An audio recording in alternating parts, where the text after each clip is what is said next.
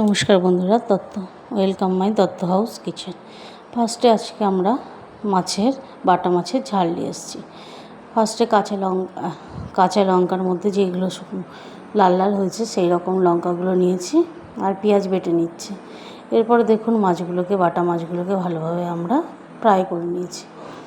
এরপরে আমরা মশলার মধ্যে পেঁয়াজ বাটা, লঙ্কা গুঁড়ো, লঙ্কা বাটা দিয়েছি এবং একটু জিরে গুঁড়ো দিয়েছি, হলুদ গুঁড়ো দিয়ে মশলাটাকে কষিয়ে নিচ্ছি। ভালোভাবে কষতে থাকবো মশলাটাকে। দেখুন বন্ধুরা, মশলাটা কষা হয়ে এসছে। এরপরে আমরা মশলার মধ্যে জল অ্যাড করব।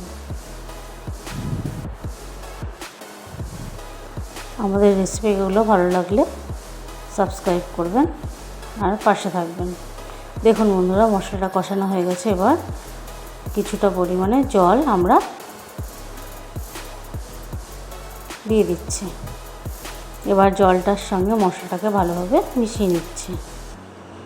দেখুন বন্ধুরা, কিছুটা ফুটে আসলে আমরা এবার নুন কিছুটা পরিমাণ দিয়ে দিলাম।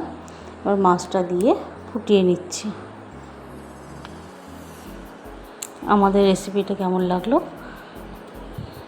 কমেন্ট করে জানাবেন। দেখুন বন্ধুরা, মাছটা ফুটে এসছে। বাটা মাছের ঝাল এইভাবে রান্না করবেন, দারুণ লাগে টেস্ট।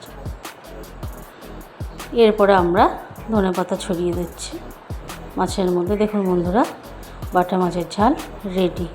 ভালো লাগবে কমেন্ট করবেন এবং সাবস্ক্রাইব করতে ভুলবেন না। নমস্কার।